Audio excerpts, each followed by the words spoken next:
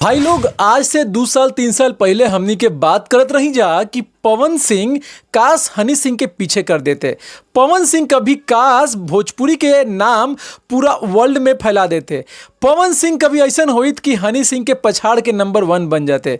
लेकिन आज वो चीज पॉसिबल हो गई बाटे। अपने आप में पवन सिंह एगो इतिहास रच दिले बाड़े। जान तनी का भइल बा कि पवन सिंह के गाना आई रहे घघरी, और घघरी आवते भाई चारों तरफ तहलका मच चुकल बा।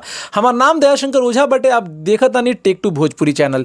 देखी वीडियो में रउआ सभे आगे बढ़ी ओकरा से पहले एगो छोटा सा अपील करब कि वीडियो के डिस्क्रिप्शन में एगो लिंक दिले बानी हमारा दूसरा चैनल पर, जाके देखब हम खेसारी जी के बारे में जिक्र कैले बानी कि काहे आज व्यूज कम गइल बा, एकर गलती का बाटे, गाना में कमी रहे या खेसारी लाल से कुछ चुक भइल बा। बहुत चीज बतौले बानी, जाके जरूर देख लेब और चैनल सब्सक्राइब कर देब, काहे कि अब जो वीडियो आई वो पे भोजपुरी में ही आई। देखा कुछ भाई लोग हमारे से क्वेश्चन कैले कि भैया तू वीडियो तो बनावेला और तू बात तो करेला भोजपुरी के, तब भोजपुरी में काहे नहीं बोला, भोजपुरी में बोला।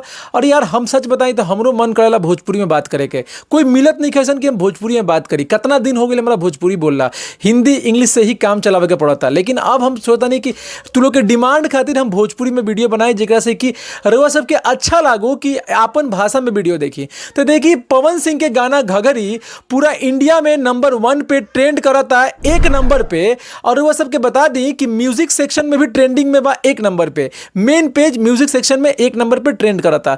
देखिए एगो उम्मीद लगा के रखले रही जा कि खेसारी लाल के गाना आई तो आज गाना चलित तो एगो कंपटीशन होइत। लेकिन खेसारी लाल से तो कंपटीशन ना भइल, लेकिन हनी सिंह से कंपटीशन हो भी गई।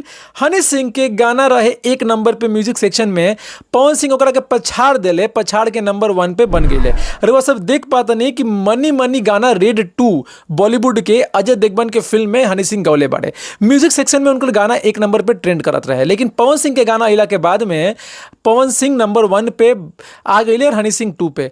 पवन सिंह और हनी सिंह में कंपटीशन भी भइल, पवन सिंह हनी सिंह के पछाड़ भी दे। और जानता नहीं कोइंसिडेंस का रहे, कोइंसिडेंस यह रहे कि जन गाना बाटे दोनों टी सीरीज के रहे। एगो रहे टी सीरीज हमार भोजपुरी के, जन की पवन सिंह गौले बाड़े जेकरा पे घघरी, और दूसरा गाना जन रहे टी सीरीज के बॉलीवुड चैनल मेन चैनल के रहे, जौन की रेड 2 मनी मनी गाने के नाम रहे। और वो दोनों अपने चैनल में टक्कर भइल और पवन सिंह विजेता हो गई बाड़े। अभी तक भी गाना नंबर 1 पे ट्रेंड करता। और पवन सिंह खातिर अब कुछ वो इम्पॉसिबल नहीं है, काहे कि हनी सिंह से बड़ा भारत में केहू स्टार नहीं है। हनी सिंह इंटरनेशनल लेवल के स्टार हवे, और इंटरनेशनल लेवल के स्टार के संगे लड़ के नंबर 1 बन गई, अपने आप में इतिहास बा। और वह सब जाना नहीं कि पवन सिंह के फैन फॉलोइंग के आगे अभी दुनिया झुक गई बाटे। इतना ज्यादा फैन हो गए बड़े पवन सिंह के, और पवन सिंह के फैन में एगो अलग रुतबा बाटे। पवन सिंह के फैन हमेशा एगो एनर्जी के साथ, पॉजिटिविटी के साथ गाना सुनत रहे, शेयर करते रहे। लोग इंस्टाग्राम पे रील्स अपलोड होता। लेकिन वह तरफ हम दूसरी तरफ बात करी खेसारी लाल यादव के,